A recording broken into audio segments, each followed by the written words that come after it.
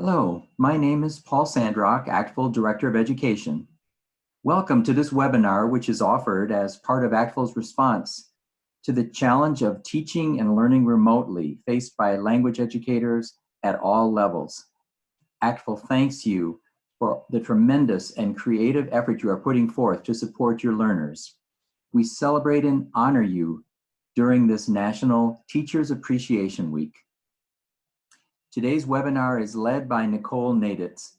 Nicole taught French at Bella Vista High School in Sacramento, California, and is currently Instructional Technology Program Specialist for the San Juan Unified School District. Nicole was the ACTFL 2015 National Language Teacher of the Year and shared then her philosophy to prepare and inspire tomorrow's citizens and to promote language fluency and cultural understanding. Language and culture must be inextricably linked. My lessons, practice activities, assessments, and the real and virtual learning spaces I curate exemplify this belief. To lead today's webinar, Developing Proficiency While Teaching Remotely, I'm very pleased to welcome Nicole Naditz. Thank you so much. And I echo Paul's sentiments and want to welcome you and thank you for coming, especially today, which is part of National Teacher Appreciation Week and officially Teacher Appreciation Day. So we are so thrilled that you are taking this time out of what have been very, very busy and long days to just participate in these opportunities for us to connect and come together. So we will be working through a few different topics. As Paul said, I'm the program specialist for instructional technology and world languages for my school district after having loved my career of 25 years teaching French. And today, what we will be doing is supported by some examples that you'll see and just this discussion that's happening here in this space. We will review the principles of lesson design specifically for world languages so that we can examine the characteristics of each mode of communication and how to really support our learners' development of proficiency across those modes. And in part of the way of doing that is to distinguish specifically, for example, between what novice range performance looks like in each mode versus what intermediate range performance looks like in each mode, so that we can consider the value of a variety of tasks, including intermodal tasks, to help learners move to higher levels of proficiency. Because that's really something that always weighs heavily on us as language teachers, but I think it's weighing particularly heavily right now as we also look at this in the face of remote or distance learning. So let's go ahead and get started. We're going to dive right into that first part of reviewing the principles of lesson design. And to do that, we're going to look at some aspects of a lesson design template that is available in Clementi and Terrell's book, The Keys to Planning for Learning, published in 2017. It's available in the ACTFL store, but I think we can actually also potentially provide this template by itself as a resource. We won't be able to examine every area of the template. So we will just look at a few areas. And at first, the first things we're going to talk about very briefly are the performance target, the essential question, and the lesson objectives or learning targets and can-do statements. So we're going to look at performance targets and essential questions a little bit together. We're going to just do this as a quick overview to kind of reground ourselves, because ultimately, as I alluded to a minute ago in my slide, we really do have to go back to basics. The curriculum has not completely changed. Our objectives as world language teachers to design learning experiences that really help our learners arrive at increasingly higher ranges of proficiency has not changed. However, our delivery models have changed. The way in which our learners practice and interact with each other and with us has changed. And assessment looks a little bit differently now, and so on. So we are looking back at basics because with everything that's been happening right now, it can be really easy to, especially if one is starting to feel overwhelmed with this transition to distance learning, it can be easy to forget about the importance of really crafting these learning experiences. So although we are in a distance or remote learning situation, there are things that have not changed. Lesson content, practice activities and assessment are still guided by pre-established performance targets and essential questions that you as the teacher identified as you were designing these learning experiences. These performance targets guide the short-term lesson planning and the long-term lesson planning. They also guide the assessments, and they provide a means to measure student progress and to know how and when to implement scaffolds. So those performance targets that we saw at the beginning of the template here are really important. What is it that we're aiming for and by when? But in light of distance learning, there might be some new considerations as well. For example, you might be looking at some performance targets and even those essential questions. You might be looking at essential questions you wouldn't have considered before. And intermediate classes and higher might benefit from essential questions that explore facets of and responses to the current situation. There are so many amazing authentic materials out there. I think a lot of you have probably seen them shared.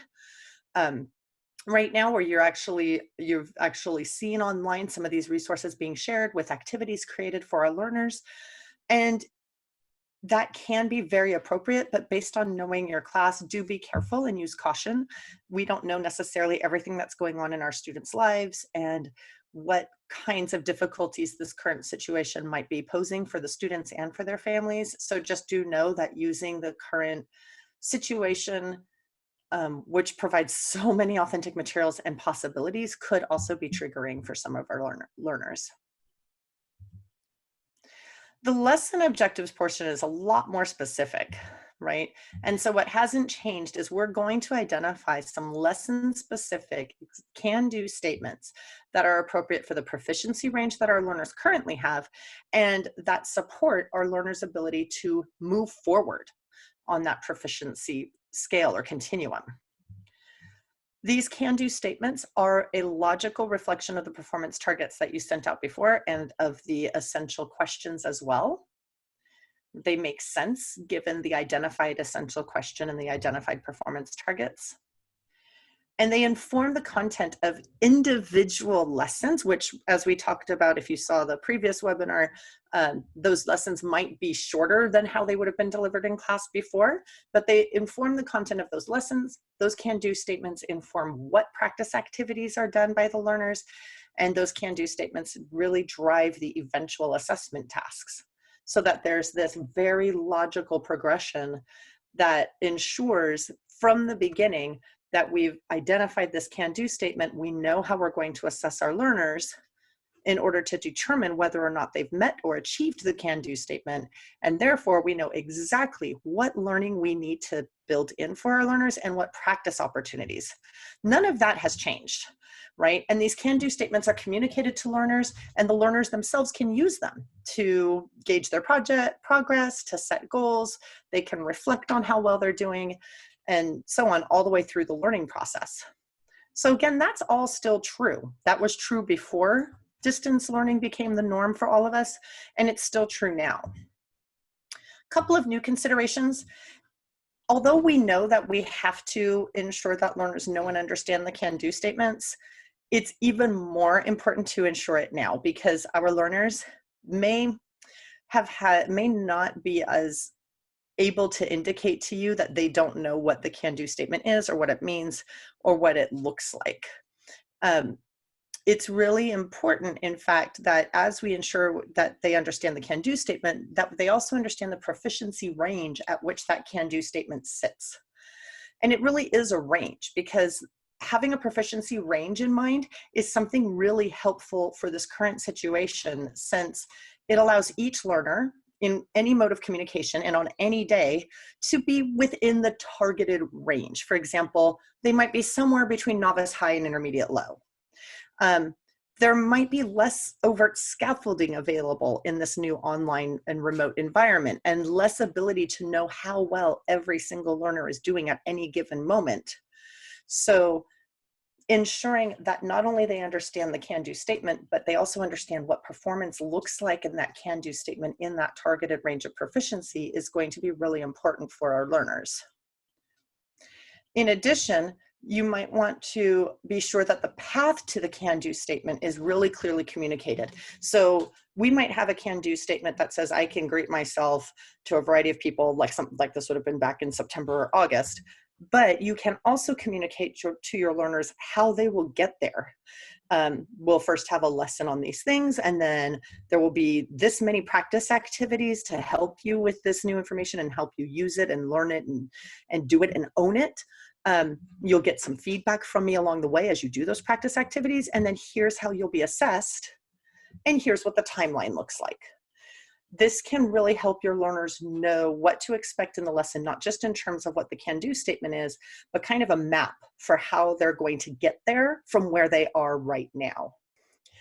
When we go further down the template, we start looking at the lesson sequence, because we've already established some of the contextual parameters of our lesson, and now we're going to dig into the specific lessons. And so we're going to spend a little bit of time here talking about three important aspects: gaining attention and activating prior knowledge, providing input, and eliciting the student performance and providing them with feedback. So gaining attention, this is that first stage. We used to, in fact, some places call it setting the stage. So what hasn't changed?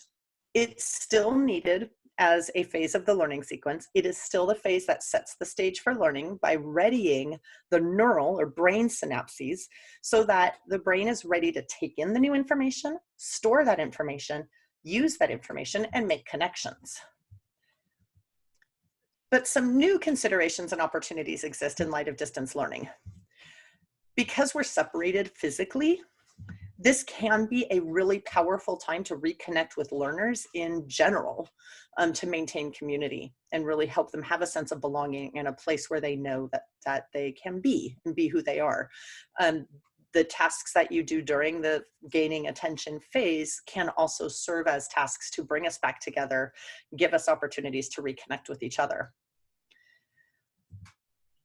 It is even more critical now to be sure that during this gaining attention phase, we revisit and practice any previously learned foundational skills or concepts that are going to be critical for our learners moving forward as the groundwork for whatever the new learning target requires of them.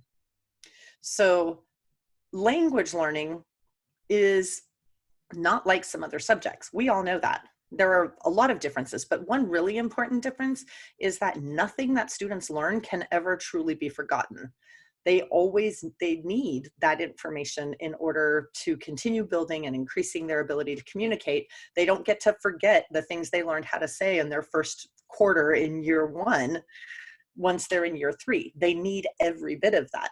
So it's important to be really overt with our learners and bring back anything from previous learning that's going to support and lay the groundwork for new learning.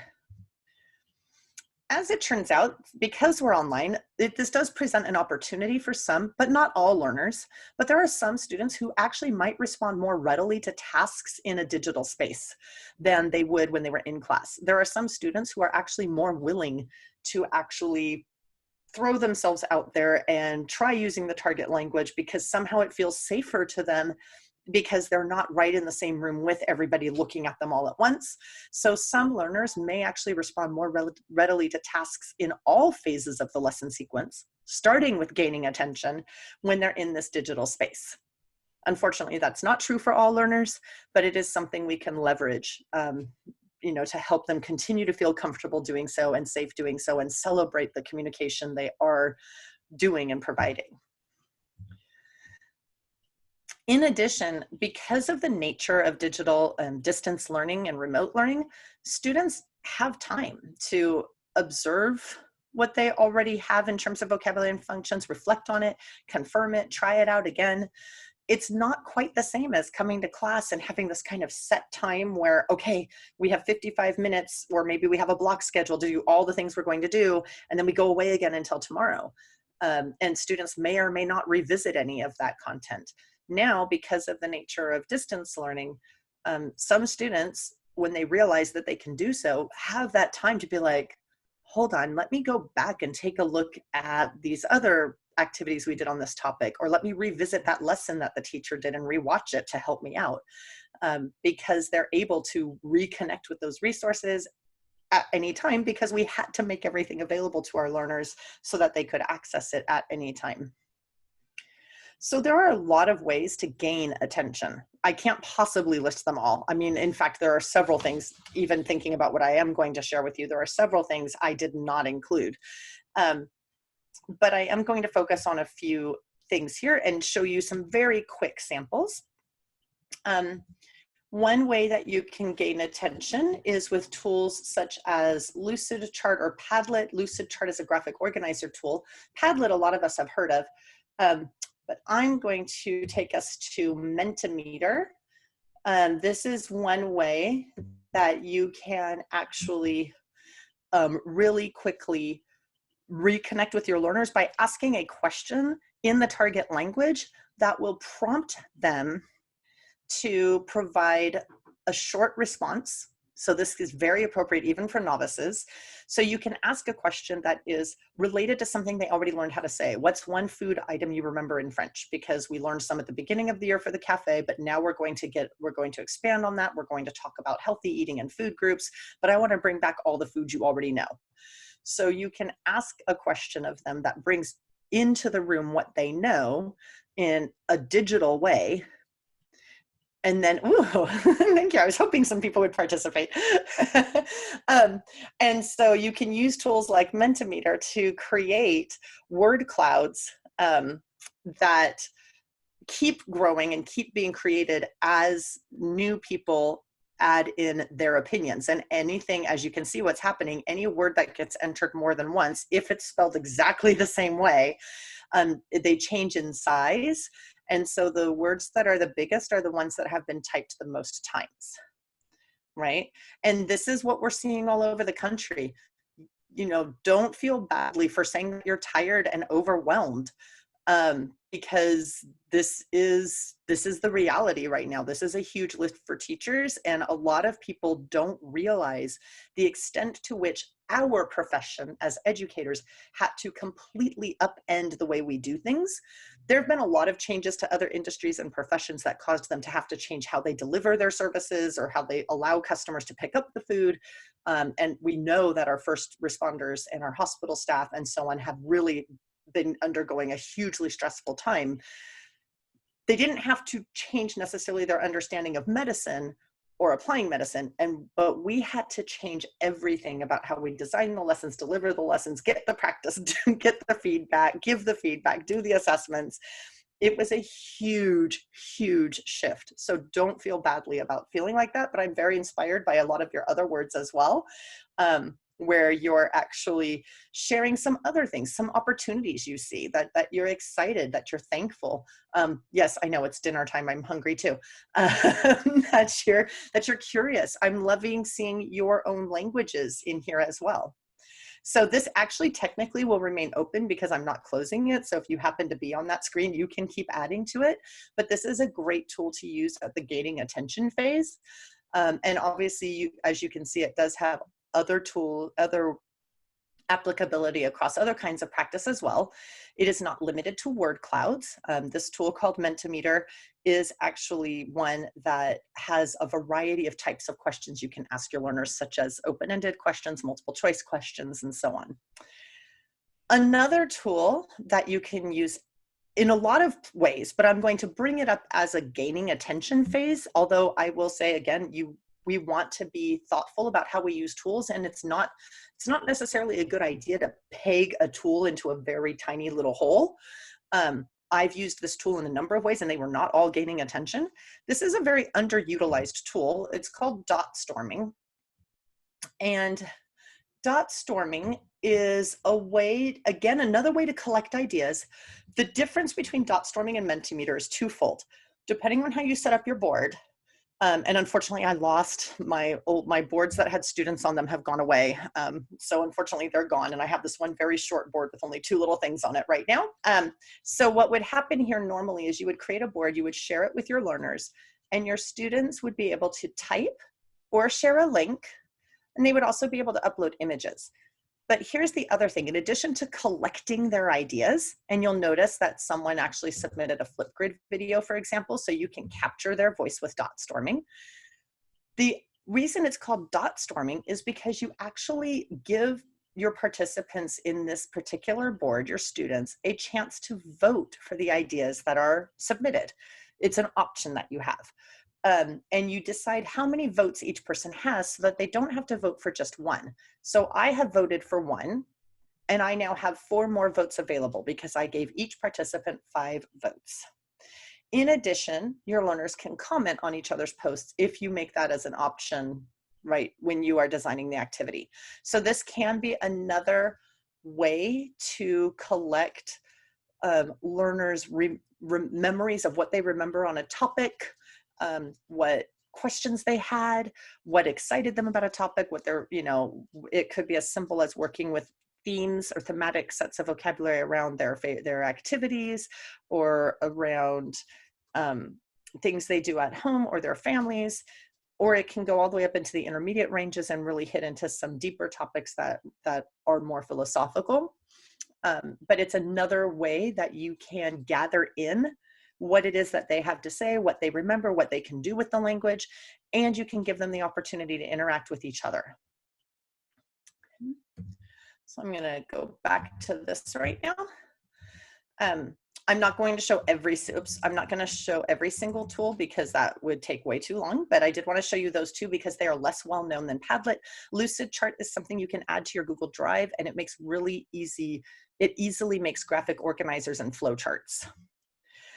You can use gamified activities. We talked about these a little bit last week as well. That are ones you might remember hearing about even before we went into distance learning.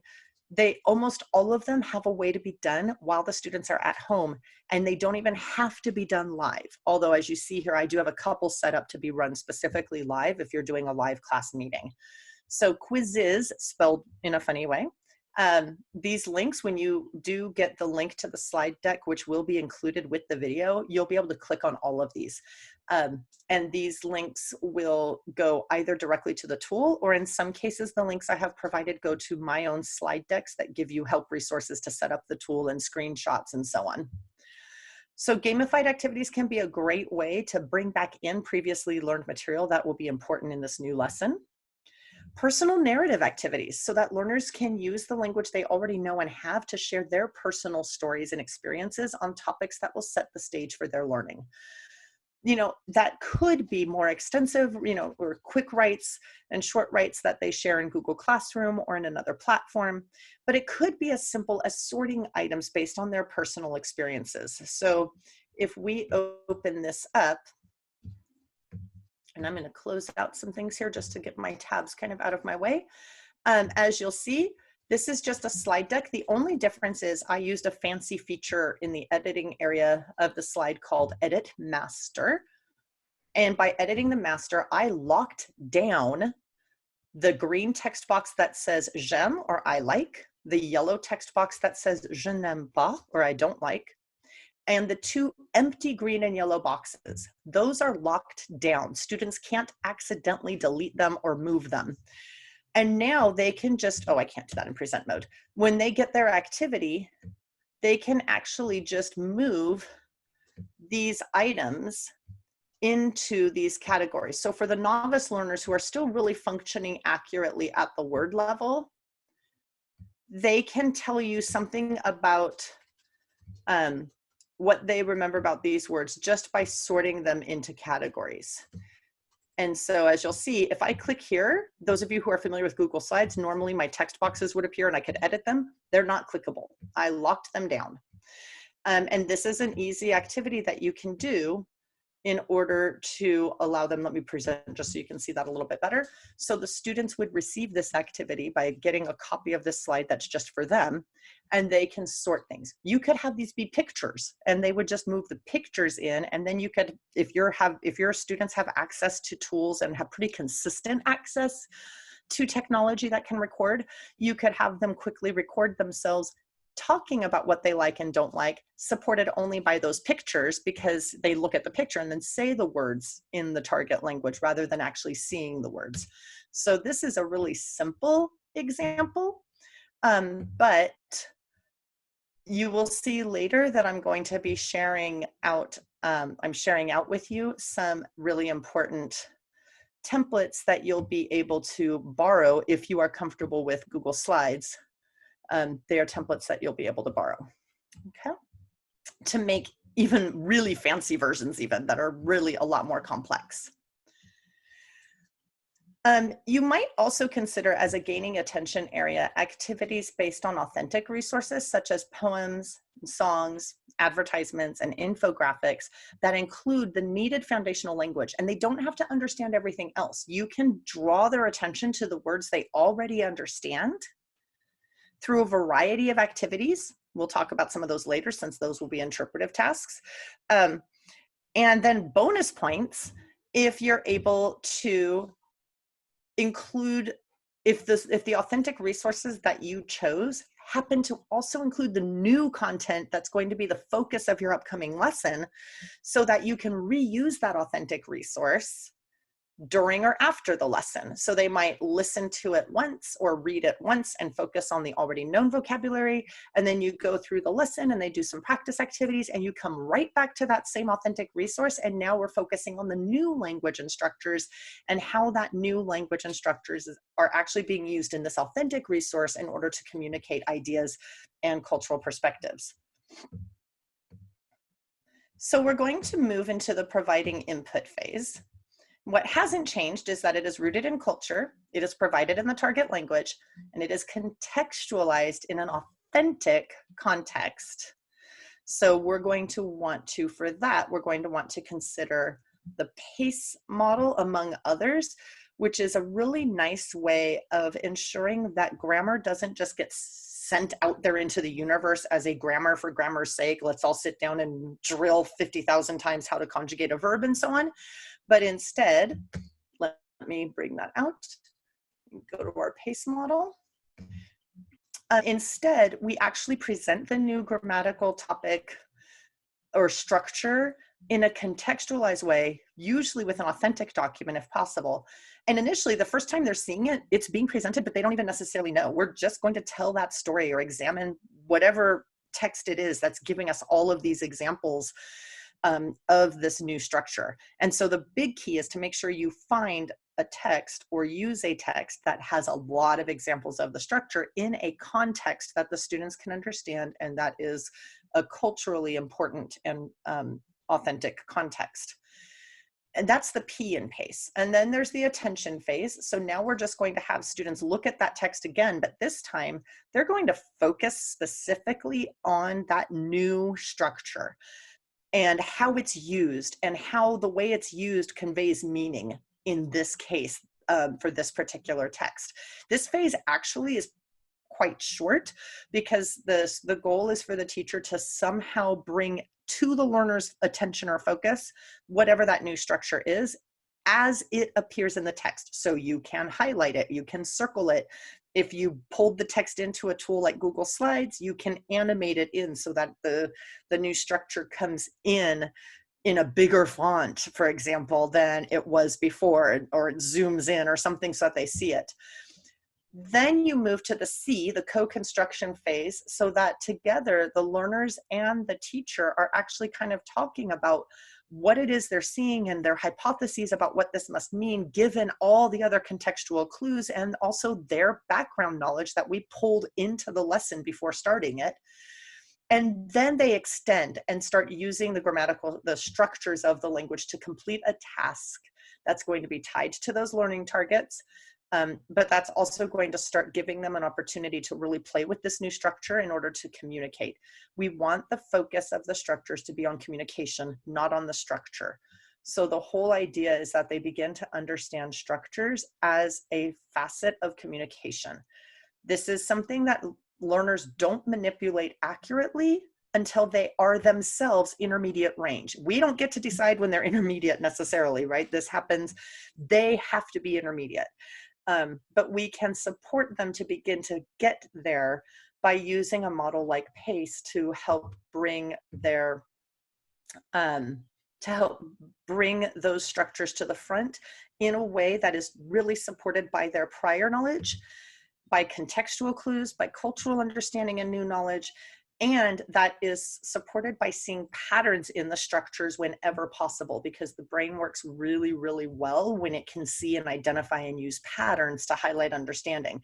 So that's where some of the tools I talked about in my previous webinar, if you saw that, come back into play, because we can use tools to help them focus on patterns, whether the tool is bolding or underlining, or again, animating something to come in one at a time so that the thing you want them to see, it comes in all by itself.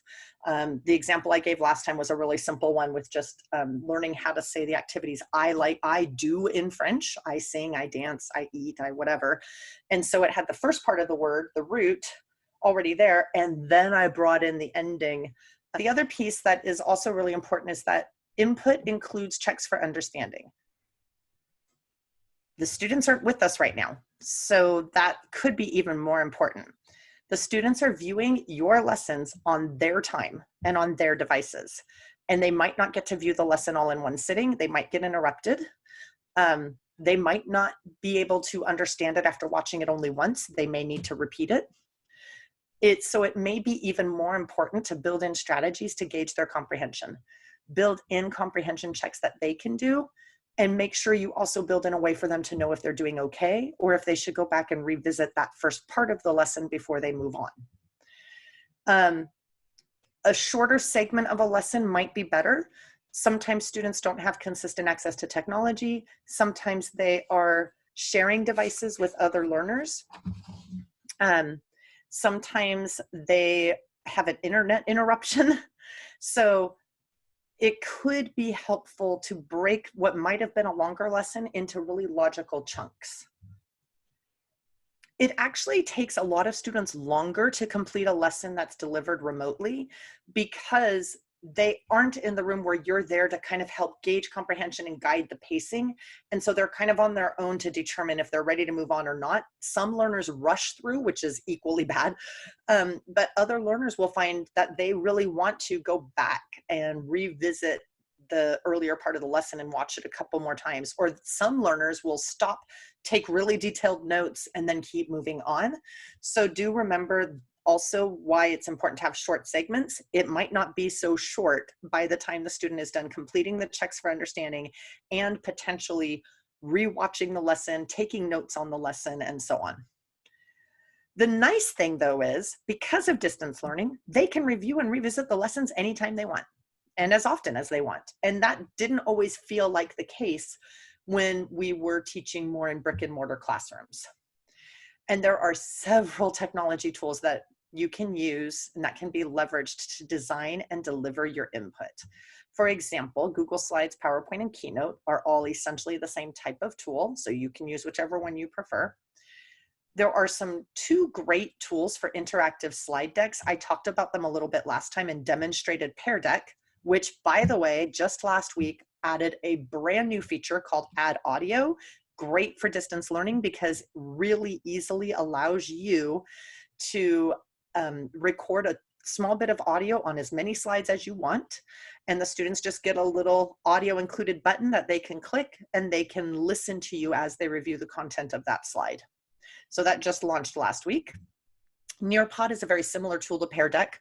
So if you saw the presentation before with Pear Deck, Nearpod is a competitor tool. And then I'd like to show you a little bit about Prezi. Now, Prezi is another presentation tool. You should not just go out and start using all the tools. This isn't about that. But if you're someone who is already really comfortable with technology and you're looking for some additional ways to design your content, Prezi could be something you really want. So what I'm going to do is I'm going to actually play this video, because what this video does is it actually shows at the start the way a basic Prezi works. They are slides, but the movement from slide to slide is very different. So let me see here, it should be working. This is kind of the title slide, and what you'll see happen is you kind of zoom into a facet, like teacher note, for example. It will zoom to that. So this has a feel of movement to it that's different from anything like Google Slides or PowerPoint or Keynote. And then this same video actually demonstrates Prezi's newest feature, which is called Prezi Video. And I think a lot of teachers are going to be really excited about it. So I'm going to go ahead and play this a little bit. Okay, so it's zoomed in on Teacher Note where you see more content. I'm going to hit the next button to play the next piece. It's going to zoom in on this video. Now watch the video on the side. Hi, this is Teacher Paul with Prezi, This is and I'm not a here to give sticker on his you a computer quick screen. lesson review. This one is on the teenage brain, the mysterious world of the teenage brain. So Prezi Video lets you have yourself here with digital content that comes in next to you.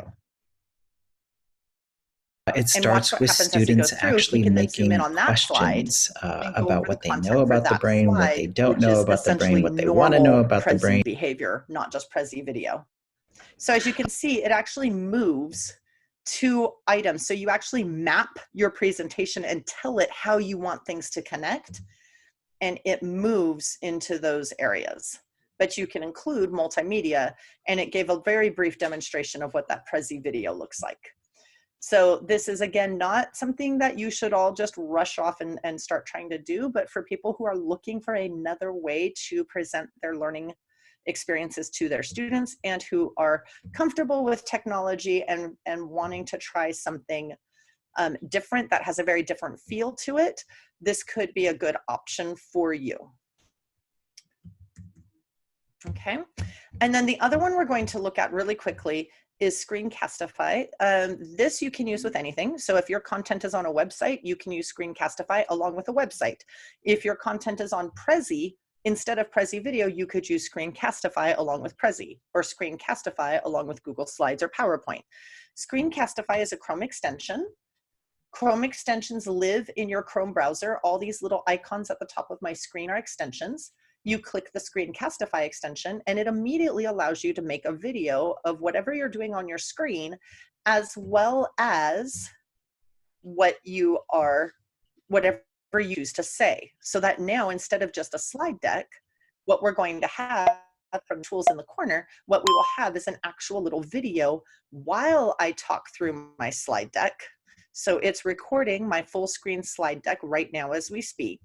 And it's recording each item as it comes in and as I say it. And then when I'm done, I just hit pause and then I hit stop. It has instantly turned that into a little video that I can edit if I want, or that I can instantly publish to YouTube or share to Google Classroom. So this tool can be really helpful for creating content for your learners based on content you already have available on your computer or on the web.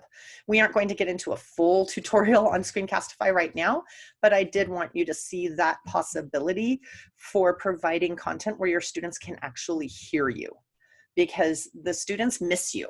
They really do.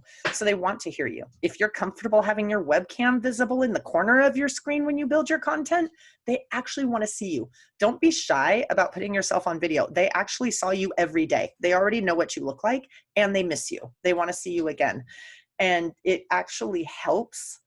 There is some research to indicate that there's a correlation between, for like print content alone, print plus your voice increases their comprehension, but print plus your voice plus your face increases comprehension even more. So we're going to talk a little bit about eliciting performance and providing feedback. And I do want to say, before we get too much further in this slide, we're going to be talking about specific tasks across the modes of communication a little bit later. This is just in general that phase of the lesson planning sequence. We're currently at the phase where we think about, as teachers, how we will get performance from our learners in the target language that shows us how they're doing as far as those learning targets are concerned in the modes of communication, and also how we give them feedback. So what hasn't changed is that students need multiple opportunities to practice in ways that are aligned to the learning targets. It's really, really critical that the students see an overt connection between the practice activities we're having them do and the learning targets we identified that we told them they're going to be assessed on. When they see that connection, it makes a huge difference.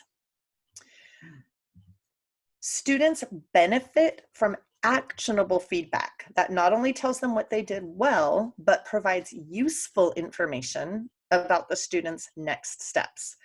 And I know, at least for me as a teacher, this was always one of my areas where I felt like I needed to make the most improvement, because no matter what I did, I felt like I wasn't quite giving enough feedback, or I wasn't getting the feedback to them fast enough.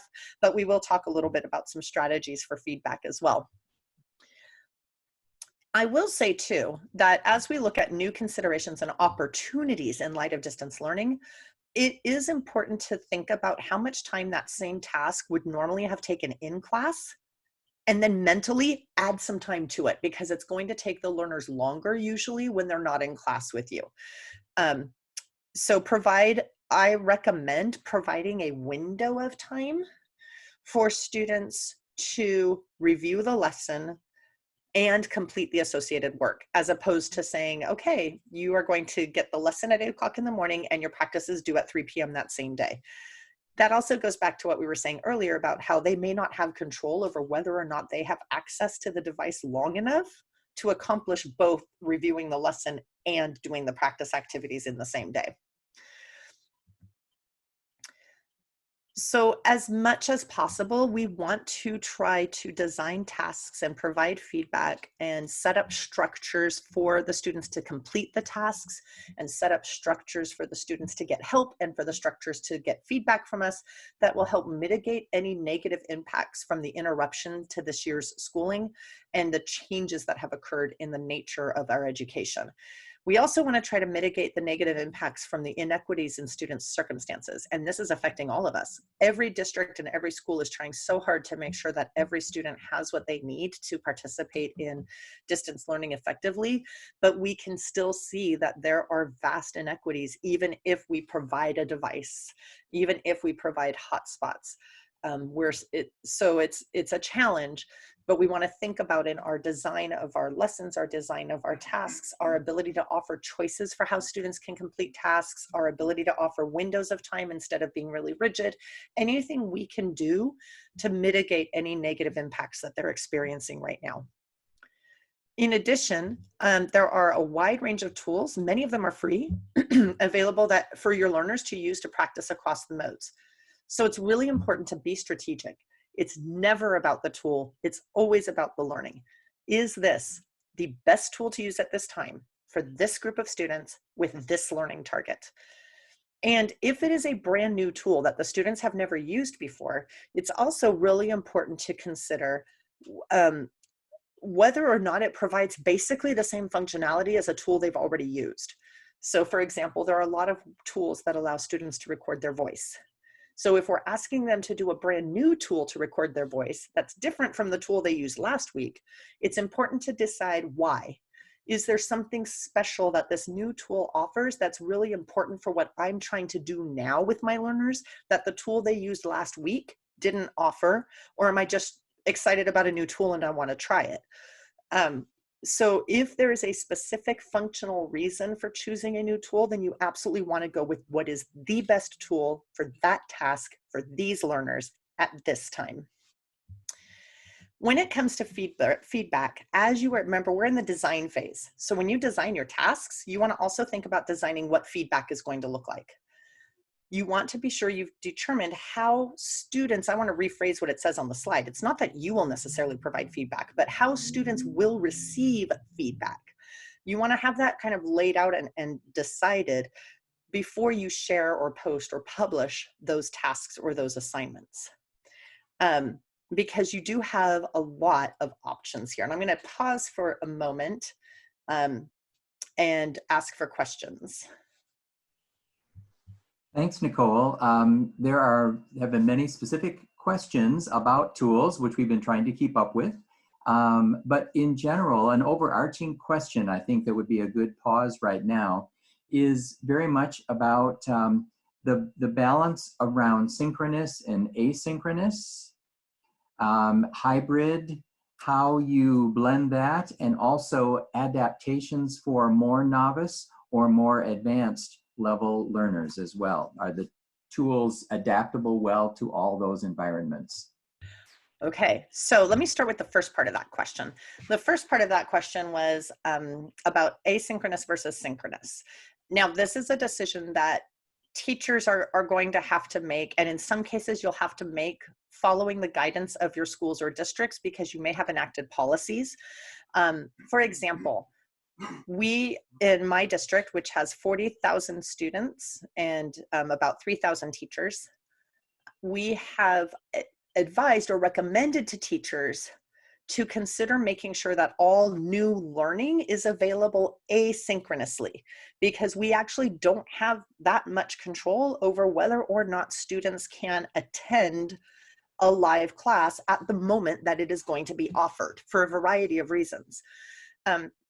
We also have advised teachers that if they do choose to do a live class that's going to include new learning, it's really important to make sure you're going to have a way to provide that content. It might not be the same, it might not be a recording of that exact class, but how are we going to provide the same information, the same new content, the same ability to understand the new words or the new structures and how to use them for those students who were absent, just like we had to do when we had brick and mortar classes. So the fact that we are all now in distance learning does not take away our responsibility to make sure that all of our learners are able to gain access to the lessons that we provide. And so if we do live lessons, it can put teachers in a spot of having to also figure out how to provide a makeup opportunity for those lessons, not necessarily live, but again, an opportunity to access the content of the lesson and understand it and learn it if they were not able to attend. So a lot of teachers like to do their balance of synchronous, asynchronous in terms of seeing synchronous opportunities as an opportunity for additional practice in a live setting where you can interact with more than just the teacher or more than just your computer, because you have the opportunity to interact with other students in the class as well, so it can feel a little more natural. And then asynchronous being used for the delivery of the new lesson material, as well as some of the practice opportunities. As far as whether or not the tools are adaptable for very, very novice or very, very advanced, almost any tool can be adapted. So even if you do something, for example, you saw one activity that was a gaining attention activity where there was just a Google slide and all the students had to do was drag words or images onto the side of the slide that reflected their own personal opinion. That's very novice, actually. In fact, students could do that particular activity within the first few weeks of class back in the fall.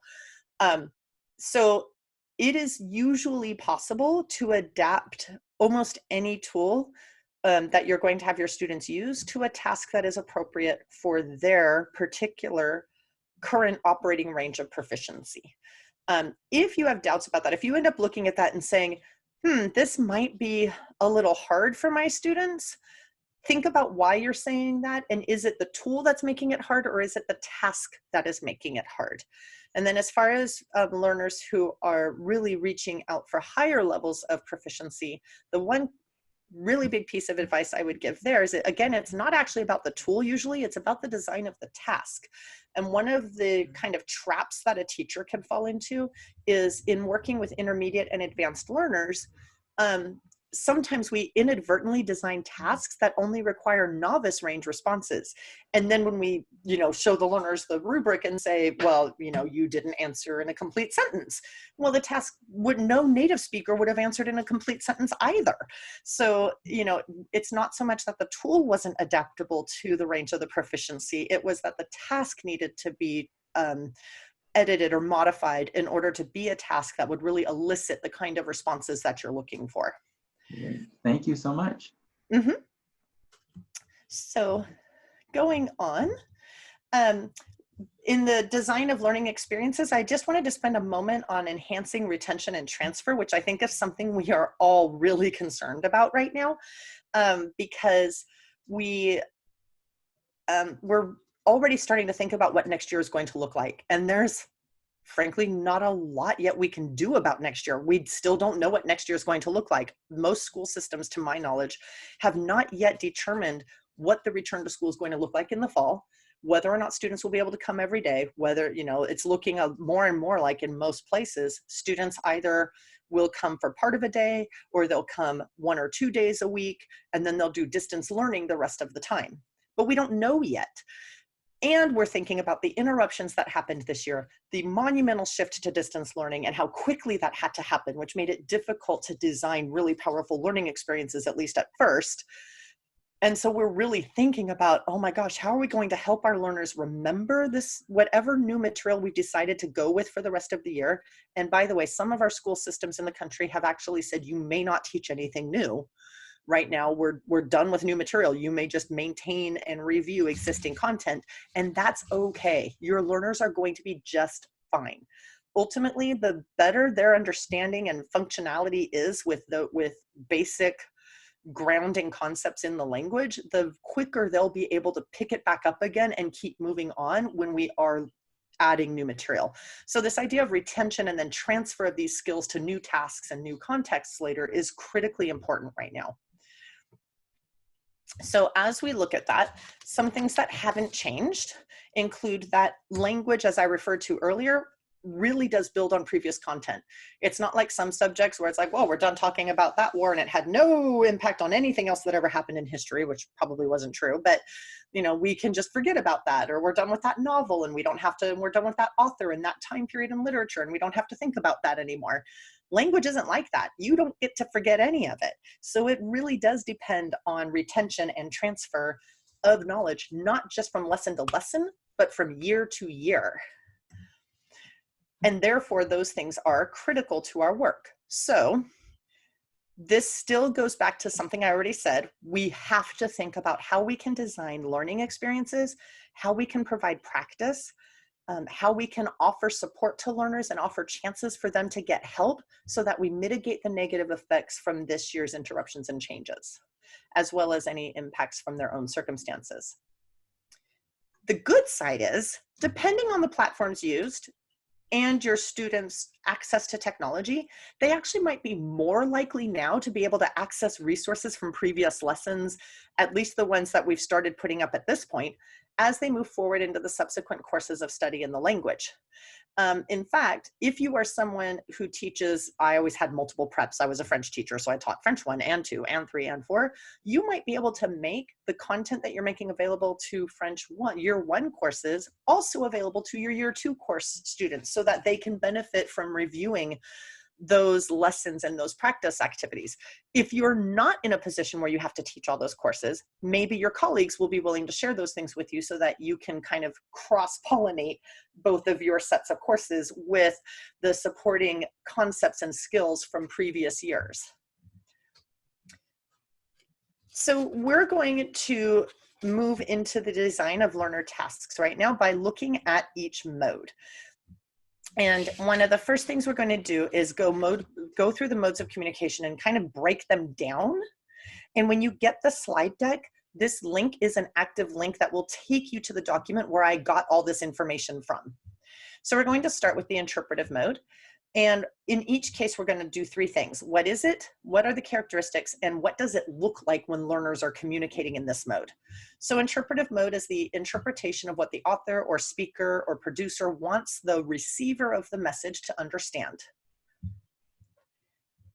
It is one-way communication, and the person reading or listening or viewing doesn't have an opportunity to, interrupt and say, hey, wait, I don't understand. You can't read a book and interrupt the text in the book and ask the author for clarification, right? They don't get to actively negotiate meaning with the writer or the person who was signing or the speaker or the producer.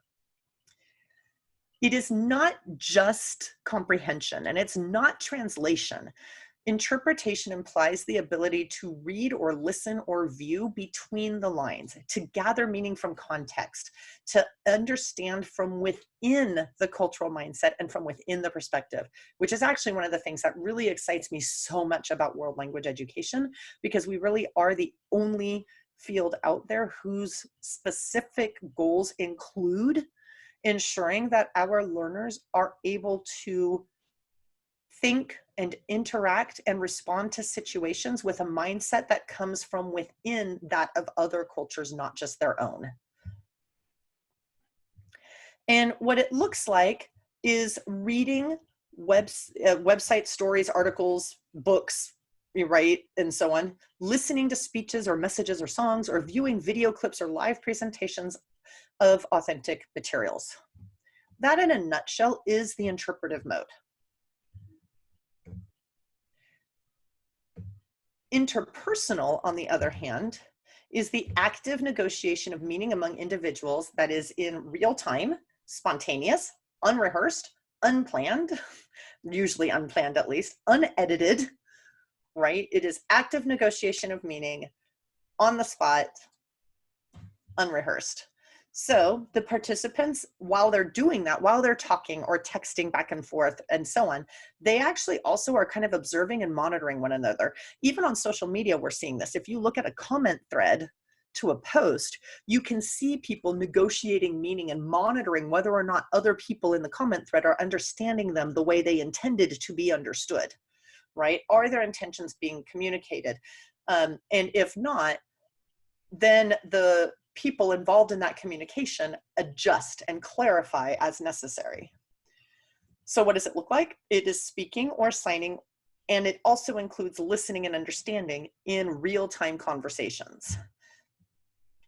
It also, though, includes reading and writing when those things are done kind of on the fly. You didn't plan them. You're not sitting down and looking up how I'm going to plan all of my text messages for tomorrow, and I'm going to prepare what each one is going to say and make sure they're all perfect. That's not interpersonal, right? So it is just spontaneous reading and writing and responding. Oops. And those are the, in a nutshell, what the interpersonal mode is all about. And then the presentational mode, on the other hand, also involves speaking or signing or writing. However, it is the creation of messages specifically to inform a group of people, explain something, persuade others, or to narrate, as in telling a story. It is one-way communication. It's, in fact, the corresponding one way to the interpretive. There's no negotiation of meaning. For example, right now, I am presenting to a rather large audience. I don't get to interact with each of you, and none of you is able to interact directly with me. I am very specifically engaged in the presentational mode right now. I have prepared my content, prepared my message. Hopefully I've prepared it in a way that makes it comprehensible. I am now presenting it to an audience, but I don't have a lot of ways to be sure that my message is being understood the way that I intend. I can't engage in active negotiation of meaning in an easy way in this setting. So because of that, it is really important that the person presenting is knowledgeable about the audience's language and the cultural perspectives that the audience may bring, so that they design their message in such a way that it can be received by that audience. It essentially includes a number of things. In writing, it could be messages, articles, reports, websites, blogs, and so on. For speaking, it can be telling a story, giving a speech, describing a poster, creating an advertisement, or visually representing information, either by presenting using ASL before an audience, or any presentation done in a language via video or PowerPoint. And along with the modes of communication, we also want to have a deep understanding of the parameters of language performance. For example, if we're going to design tasks for our learners, we want to be thoughtful about whether or not we're giving learners opportunities to practice the functions of language. And the basic functions of language are listed on the screen. Are you able to ask questions? Now in the novice range, it's formulaic questions, right? But they're not all formulaic. Are you able to start a conversation? Can you keep a conversation going? Can you bring a conversation to a close? That's a function. Are you able to create with language to tell a story? Are you able to narrate and describe and make inferences? And those functions, you'll notice what's missing from them. They are not, can you conjugate correctly in the present tense? Can you make agreement between adjectives and the nouns that they describe, right? Those are not functions. Functions are really broad, global tasks that the learners perform in language. They are the same tasks that native speakers perform in their native languages. There are also contexts and content. What is the situation in which the learner is going to function? In what situations can the learner function successfully? Because those are actually very much determined by the range of proficiency at which they are operating. So our novice learners have a very short list of contexts and a very short list of content or topics about which they can communicate and from which they can understand. And then finally, there are text types, and these also really reflect our ranges of proficiency. Our novice users of language really only work successfully, spontaneously, accurately, consistently at the memorized word and phrase level. Whenever they try to break apart those phrases and recombine them to say new things, it becomes a jumbled mess, or they hit breakdown and just go to their native language. They are novice. Novice users of language understand memorized words and phrases every time they see them, and they can produce memorized words and phrases in highly repetitive and practiced contexts. But then as they move into intermediate, they actually begin to use phrases and sentences, and they even begin to manipulate some sentences, primarily in the present tense, with accuracy and consistency, spontaneously, without notes, without a book, without the teacher prompting them. And then they start to move towards other text types. Questions, our novice learners can use questions, but they're only going to be able to do very memorized questions. However, questions are used by all ranges of proficiency with more and more complexity. And then you get to strings of sentences and connected sentences and paragraphs, which we start seeing with our advanced users of language and above. So one of the key goals today is to look at how we can move learners specifically from one range of proficiency to the next. And the vast majority of the teachers who are probably here right now are working with students in the K-12 setting. So if you're looking at students who are not in native speaker programs or dual immersion programs, we're really looking at how to get students from novice to intermediate and beyond. And to do that, we need a really good understanding of what novice looks like in interpretive and what intermediate looks like in interpretive. So the novice user of language understands words and formulaic phrases, whereas intermediate can actually work with main ideas and some details, consistently, accurately, and spontaneously. The novice user of language is those words and formulaic phrases are memorized, and or visual support is critical in order for them to understand. Whereas once they move into intermediate, there's actually a broader range of topics and a broader range of texts that they can work with, and they are less dependent on memorization, and they are far less dependent as well on visual support. The texts themselves, again, are words and simple sentences, whereas the texts that intermediate users will listen to or view or read have connected sentence and paragraph-like discourse. And the novice user relies on vocabulary. They're looking for those words that they know. They aren't able to dissect the structures of the language and use that to help them get deeper understanding yet, because they don't understand structures. But they do rely heavily on the vocabulary. Whereas intermediate users of language can use knowledge and language structures to enhance their comprehension. They can dig into those sentences a little bit more and get a more nuanced understanding of what's being communicated because of the things they notice structurally in the language.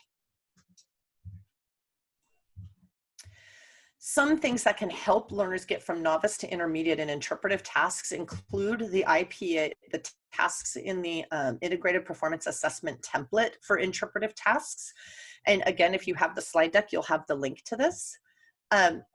It includes a number of tasks. There's 9 of them.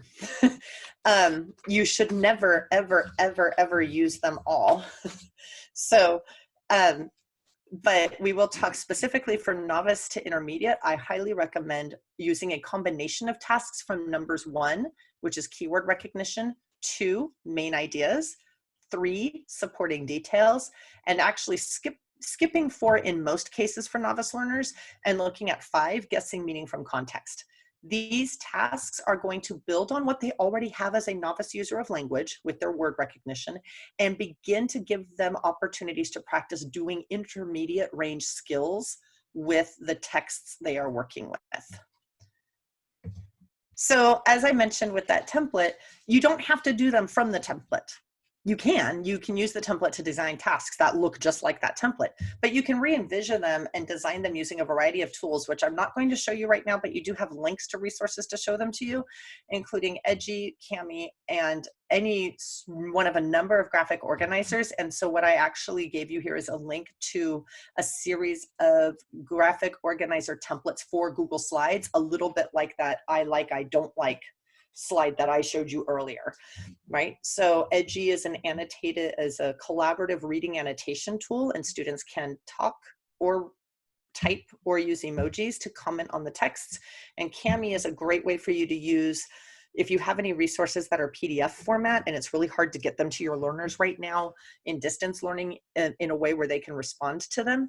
You can actually give your students the resource using Kami, and they'll get a toolbar that allows them to audio record comments or highlight, draw, or type on the document. By the way, it's also important to remember that they can, and maybe should, work with the same text more than once. So you can have them look at the text quickly one time just for the keywords, and then come back to it a day or two later and have them see if they can identify the main idea. And one time they might use a task that looks like the IPA template, and another time they might use a tool like Edgy to go through the document again. Interpersonal, at the novice level, it's conversations on very familiar topics as opposed to familiar topics, and those topics become more broad. At the novice level, the topics are really focused on the self and the immediate environment to the self, the family, the place where they live, the place where they go to school. And then in the novice range, it's practiced and memorized words, phrases, and simple questions. Whereas in the intermediate range, it includes all of those things, but also sentences and series of questions. And their ability to ask questions actually broadens significantly from what the novice user can successfully do. The novice user relies on listing things, naming things, and identifying things. Even in these spontaneous communications, they're still really functioning at the word level successfully. When they use sentences, it is sentences they have memorized. They don't know why the sentence works. They just know it's the right sentence for this part of the conversation. Whereas the intermediate user is consistently able to initiate the conversation, maintain the conversation, end a conversation, which is a huge hallmark. This is really why we hope to at least get everyone to intermediate, even if they don't have an opportunity to start language until high school, because they come into language because they want to communicate with others. And if you can't start and maintain and end a conversation, it's hard to feel like you're really successful at communicating. And the novice user can function in some personal topics, especially on basic biographical info, whereas the intermediate user can really talk spontaneously, accurately, and consistently about topics and in contexts that relate to themselves, but also to others who are important to them and to their immediate environment that extends even beyond the home and school, but a little bit into their communities and issues facing their communities. The strategies of novice users include using gestures to communicate because the words fail them, or even resorting to the first language, and they imitate. So they're going to parrot, just like a toddler does, right? They're going to parrot the language they think is going to work in that situation. Whereas intermediate users of language, among many other strategies, they also demonstrate the ability to self-correct, and they demonstrate the ability to use circumlocution in order to talk their way around or write their way around something that they didn't know how to say with the word they were looking for. It's really important to help learners get there by actually giving them tools and opportunities to practice starting a conversation and kind of taking the lead in it, meaning our novice users often find themselves in positions where they're answering questions all the time, but you really want them also to have a lot of practice asking questions. You also want them to learn some strategies for how to maintain the conversation.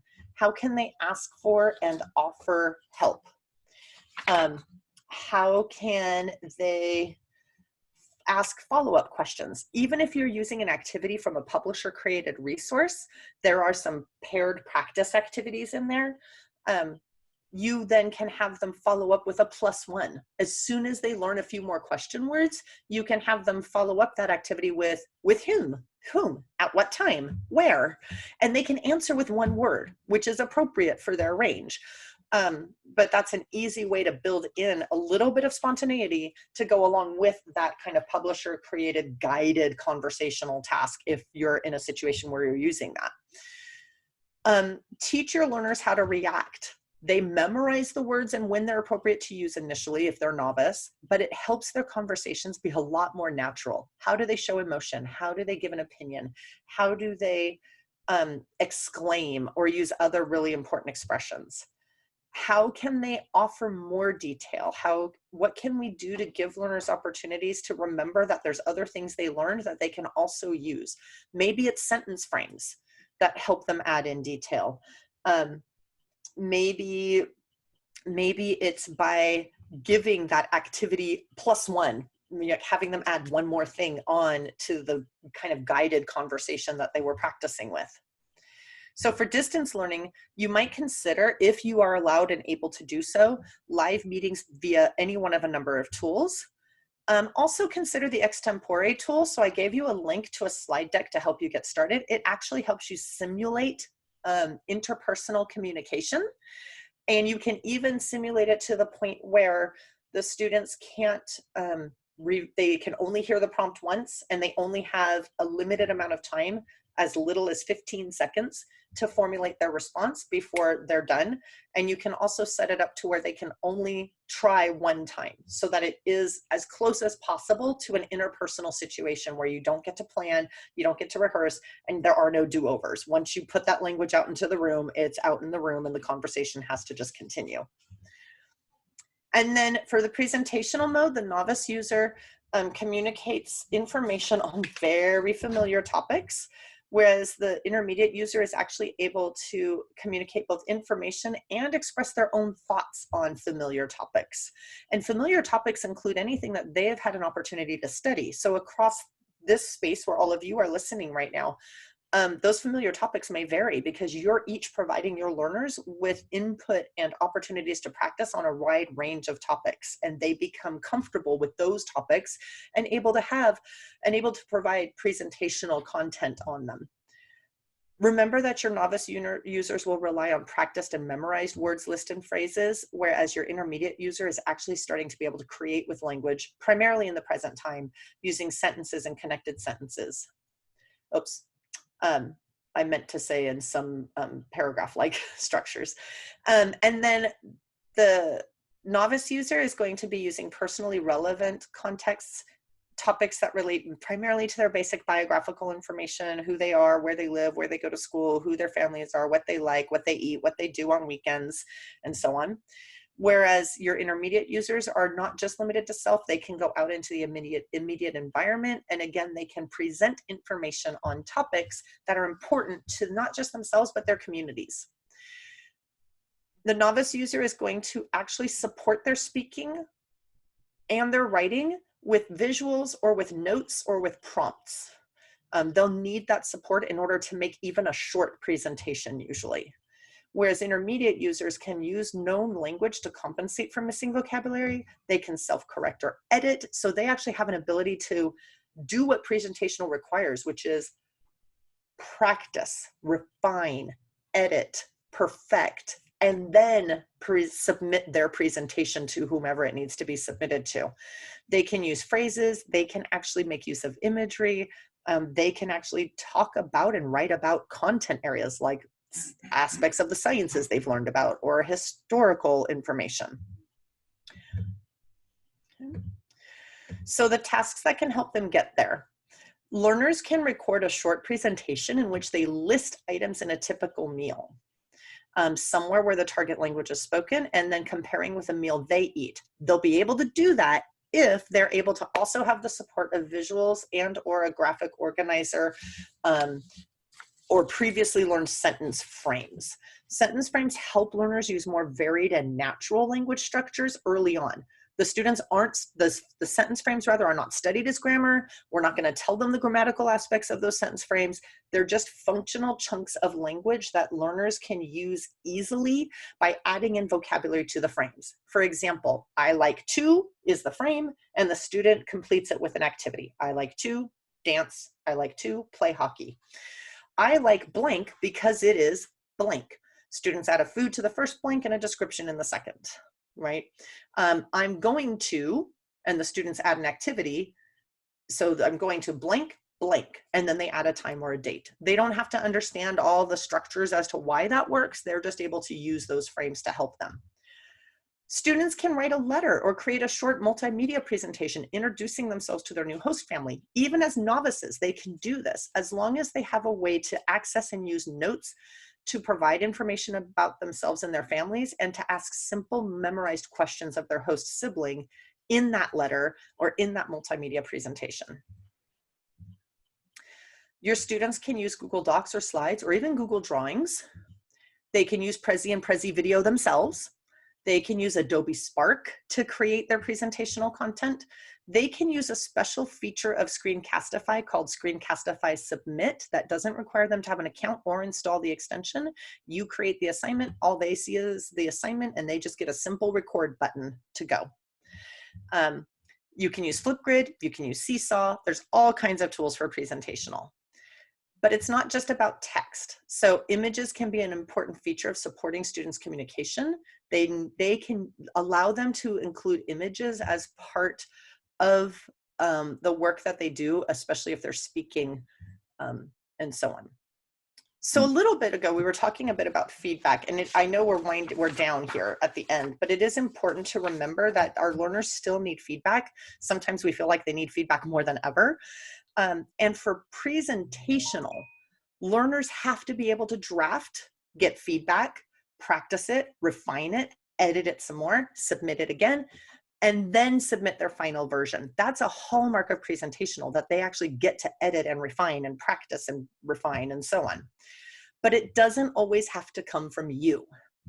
So students can self-assess and peer assess using the same rubric, and they can provide evidence of refining their drafts from the feedback they got from their peers as a result. I did give you a link to a really good tool that I love called PeerGrade, which distributes student work randomly to their peers for feedback, and you can set up multiple rounds of distribution, and you provide a rubric or questions for the students to use to evaluate each other's work. And there are schools that have access to turnitin.com. It's not just for plagiarism. It actually does have a peer review feature as well. So if you have turnitin.com, make sure you look at that. You might have noticed that Google Classroom has a thing called Originality Report, and PowerPoint has a fabulous tool called Presenter Coach. Both of those only work in English, which is too bad.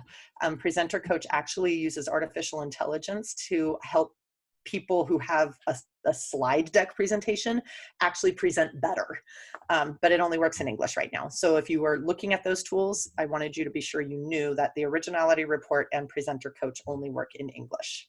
Nicole, I think that is a perfect spot to conclude. I know you have a few more examples that we will be posting when you put up your full PowerPoint presentation. As you continue to link together all of the various modes, the feedback has been phenomenal, and people have really been appreciating how you have been focusing on building proficiency, providing an amazing amount of tools. And that last piece about feedback, very, very helpful, because that's one of the questions. So I'll let you give your final comments, and we'll wrap up. Thank you. Thank you.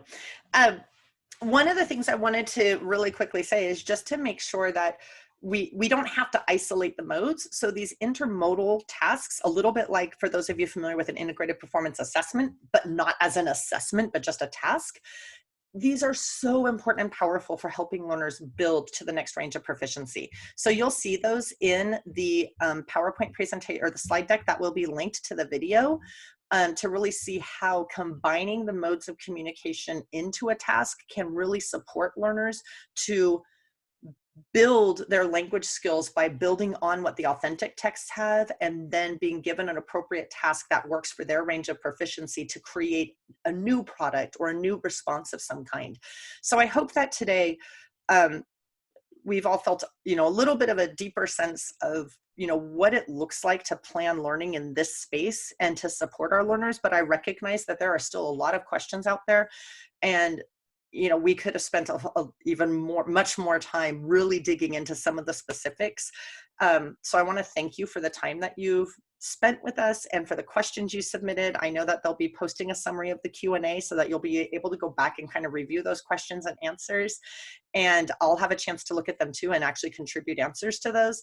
So I, again, really appreciate your time. I so appreciate and value everything you are doing every single day. Please be sure to take care of you. You care so much about the students, but you really can't do what you're trying to do if you don't care for you as well.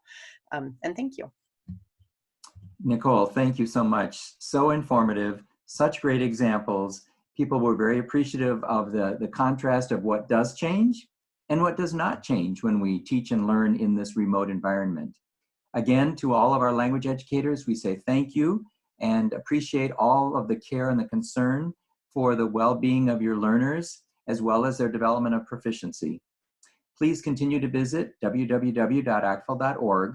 Thank you for learning with ACTFL.